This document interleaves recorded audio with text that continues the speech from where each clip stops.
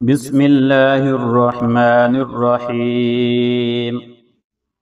الحمد لله الذي أنزل على عبده الكتاب ولم يجعل له عوجا قيما لينذر بأسا شديدا من لدنه ويبشر المؤمنين الذين يعملون الصالحات أن لهم أجرا حسنا ماكثين فيه أبدا وينذر الذين قالوا اتخذ الله ولدا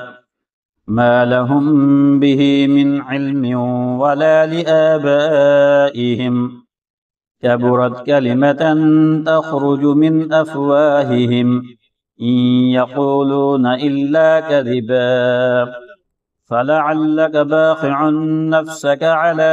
آثارهم إن لم يؤمنوا بهذا الحديث أسفا إنا جعلنا ما على الأرض زينة لها لنبلوهم أيهم أحسن عملا وإنا لجاعلون ما عليها صعيدا جرزا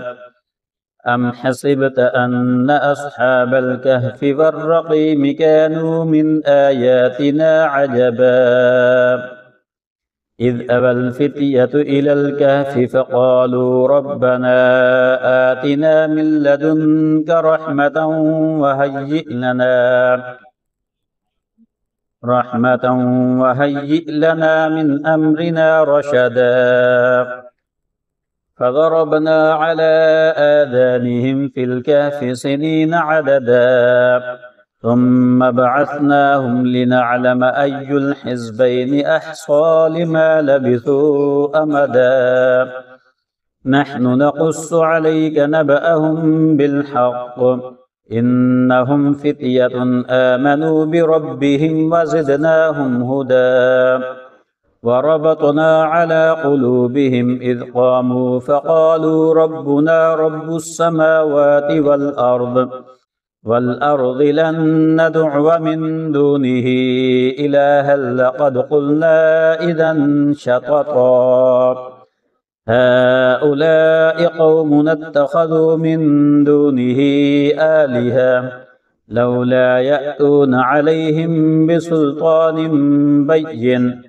فمن أظلم ممن افترى على الله كذبا وإذ اعتزلتموهم وما يعبدون إلا الله فأووا إلى الكهف ينشر لكم ربكم من رحمته ويهيئ لكم من أمركم مرفقا وترى الشمس إذا طلعت تزاور عن كهفهم ذات اليمين وإذا غربت تقرضهم ذات الشمال وهم في فجوة منه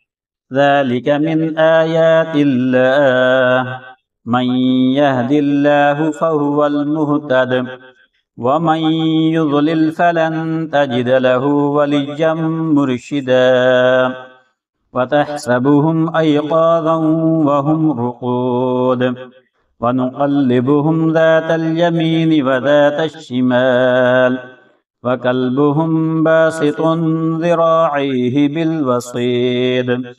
لو اطلعت عليهم لوليت منهم فرارا ولملئت منهم رعبا وكذلك بعثناهم ليتساءلوا بينهم قال قائل منهم كم لبثتم قالوا لبثنا يوما أو بعض يوم قالوا ربكم أعلم بما لبثتم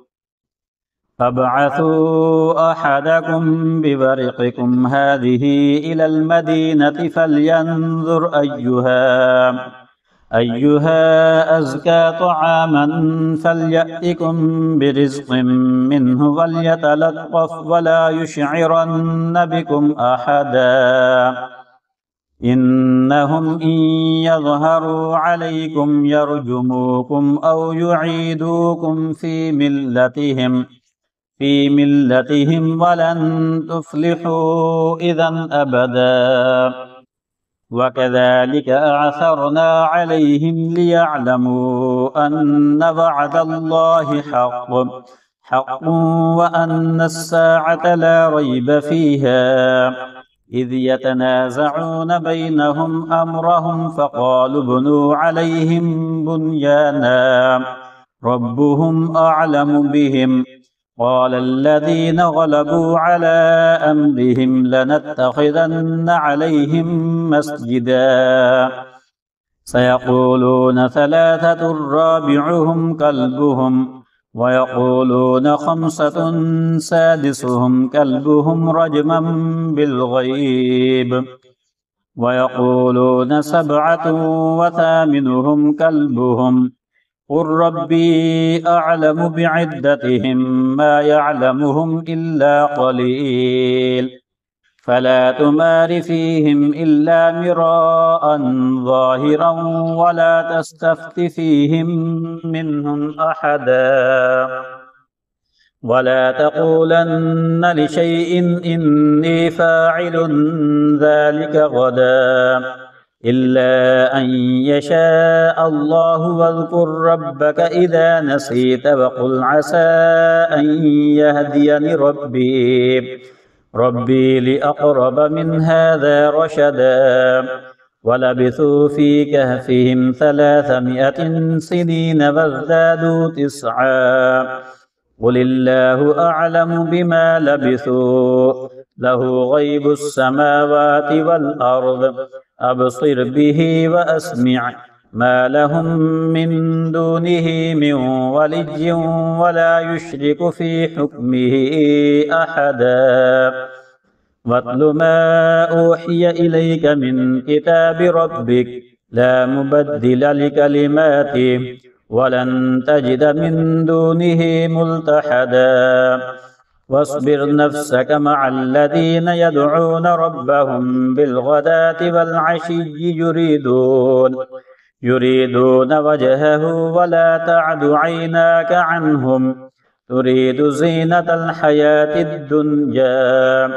ولا تطع من أغفلنا قلبه عن ذكرنا واتبع هواه وكان أمره فرطا.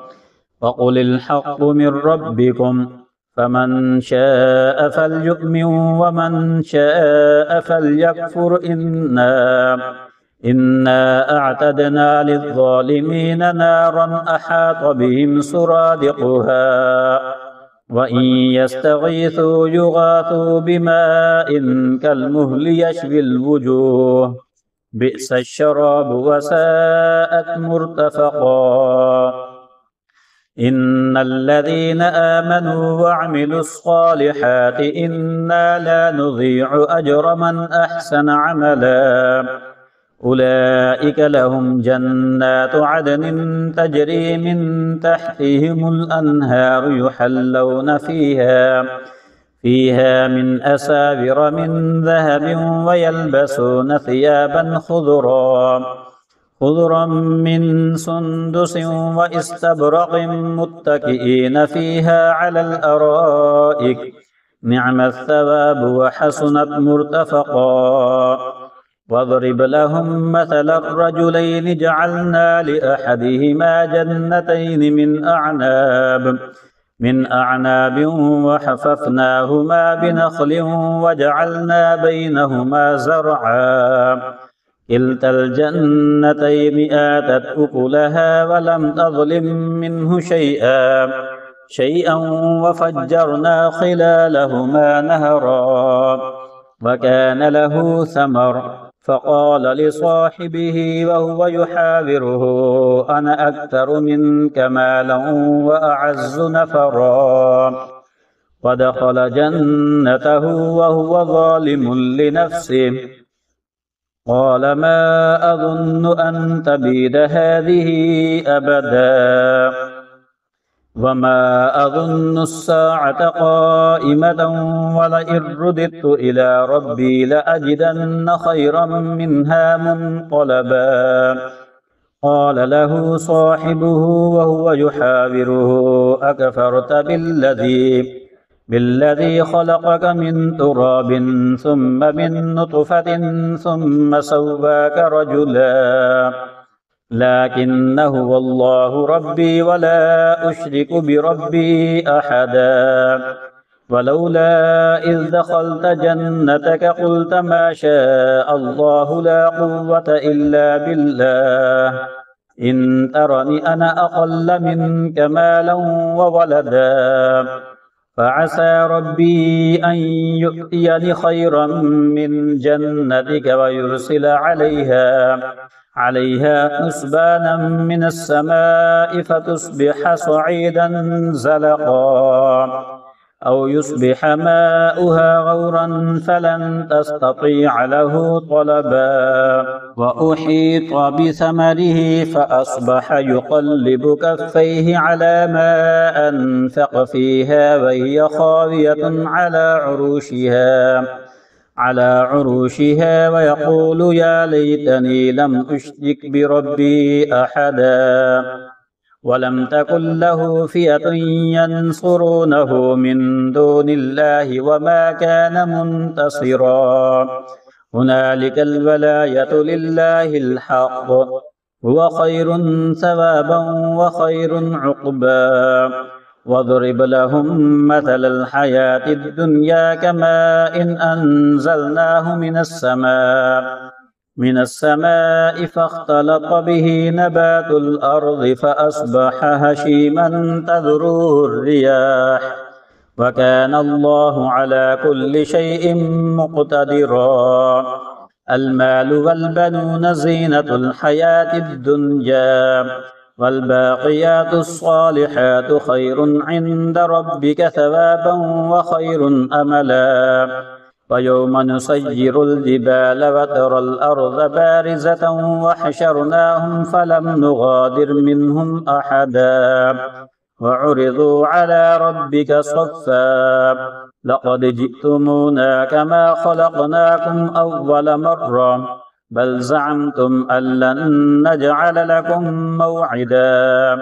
ووضع الكتاب فترى المجرمين مشفقين مما فيه ويقولون يا ويلتنا ما لهذا الكتاب لا يغادر صغيرة ولا كبيرة إلا أحصاها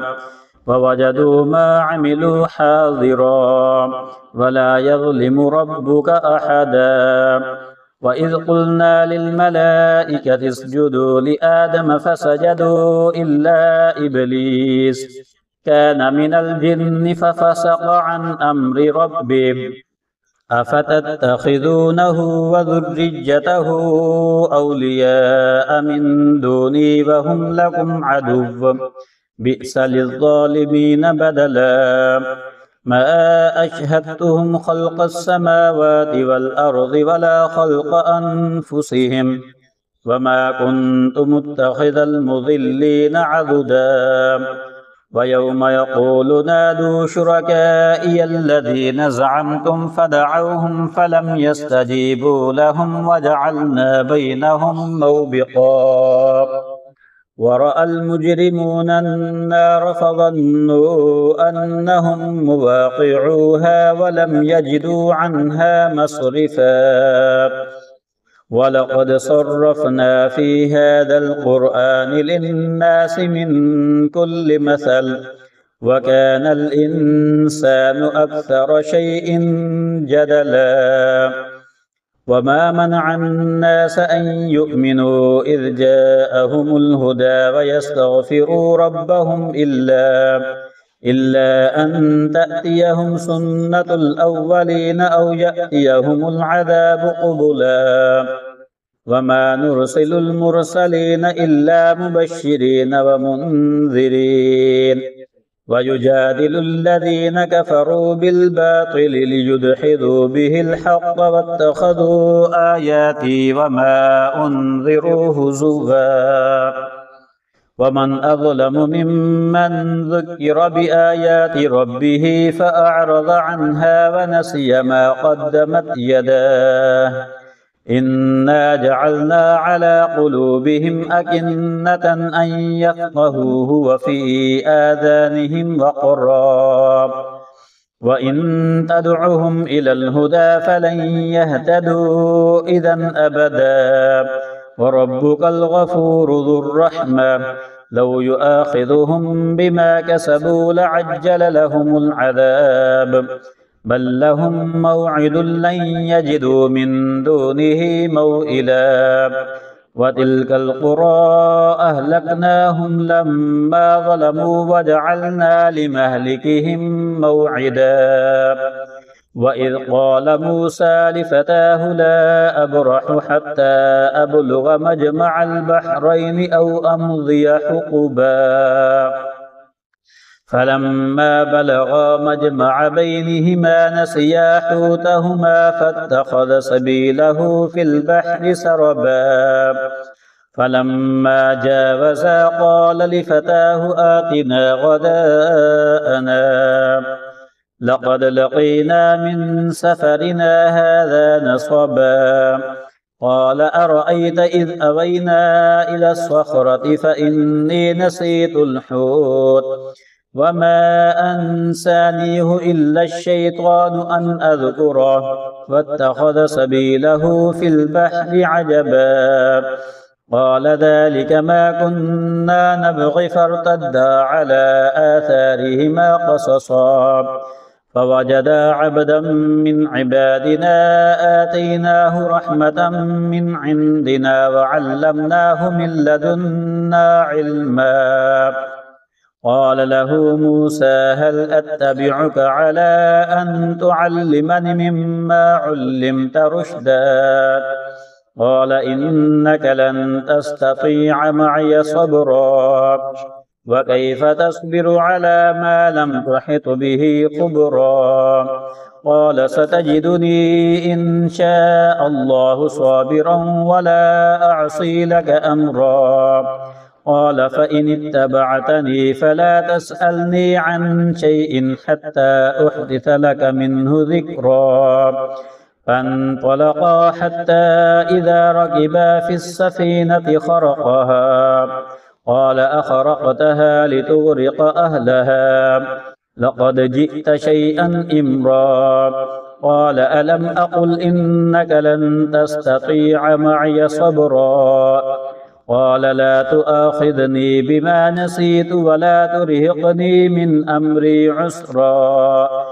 فانطلقا حتى إذا لقيا غلاما فقتله قال أقتلت نفسا زكية بغير نفس لقد جئت شيئا نكرا قال ألم أقل لك إنك لن تستطيع معي صبرا قال إن سألتك عن شيء بعدها فلا تصاحبني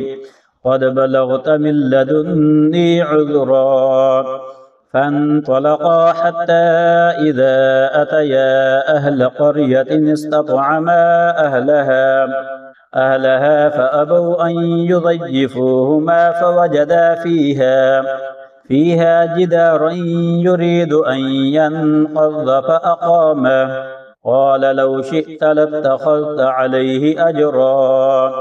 قال هذا فراق بيني وبينك سأنبئك بتأويل ما لم تستطع عليه صبرا أما السفينة فكانت لمساكين يعملون في البحر فأردت أن أعيبها وكان وراءهم ملك يأخذ كل سفينة غصبا وأما الغلام فكان أبواه مؤمنين فخشينا أن يرهقهما طغيانا وكفرا فأردنا أن يبدلهما ربهما خيرا منه زكاة وأقرب رحما وأما الجدار فكان لغلامين يتيمين في المدينة وكان تحته كنز لهما وكان أبوهما صالحا فأراد ربك أن يبلغا أشدهما ويستخرجا كنزهما رحمة من ربك وما فعلته عن أمري ذلك تأويل ما لم تسطع عليه صبرا ويسألونك عن ذي القرنين قل سأتلو عليكم منه ذكرا إنا مكنا له في الأرض وآتيناه من كل شيء سببا فأتبع سببا حتى إذا بلغ مغرب الشمس وجدها تغرب في عين حمئة ووجد عندها قوما قلنا يا ذا القرنين إما أن تعذب وإما أن تتخذ فيهم حسنا قال أما من ظلم فسوف نعذبه ثم يرد إلى ربه فيعذبه عذابا نكرا وأما من آمن وعمل صالحا فله جزاء الحسنى وسنقول له من أمرنا يسرا ثم أتبع سببا حتى إذا بلغ مطلع الشمس وجدها تطلع على قوم لم نجعل لهم من دونها سترا كذلك وقد أحطنا بما لديه خبرا ثم أتبع سببا حتى إذا بلغ بين السدين وجد من دونهما قوما لا يكادون يفقهون قولا قالوا يا ذا القرنين إن يأجوج ومأجوج مفسدون في الأرض فهل نجعل لك خرجا على أن تجعل بيننا وبينهم سدا قال ما مكني فيه ربي خير فأعينوني بقوة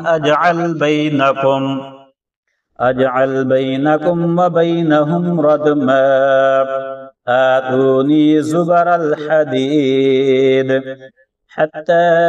إذا ساوى بين الصدفين قال انفخوا حتى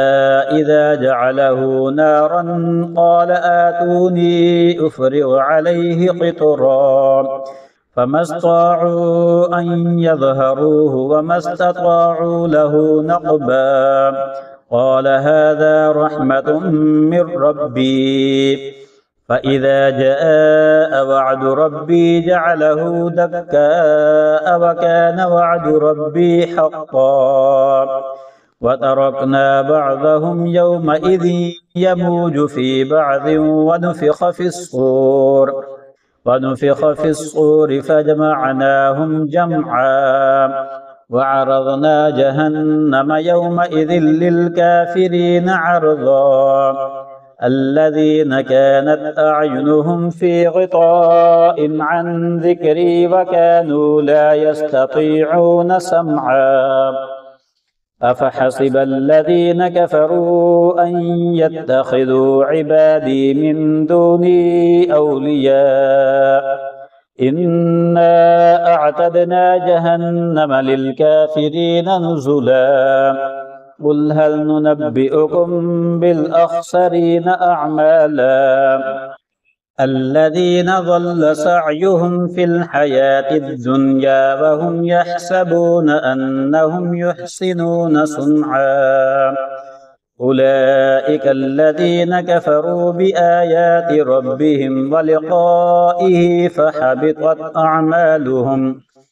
فحبطت أعمالهم فلا نقيم لهم يوم القيامة وزنا ذلك جزاؤهم جهنم بما كفروا واتخذوا آياتي ورسلي هزوا إن الذين آمنوا وعملوا الصالحات كانت لهم جنات الفردوس نزلا خالدين فيها لا يبغون عنها حولا قل لو كان البحر مدادا لكلمات ربي لنفد البحر قبل أن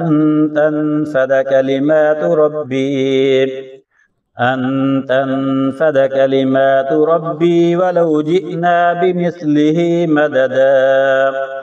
قل إنما أنا بشر مثلكم يوحى إلي أنما إلهكم إله واحد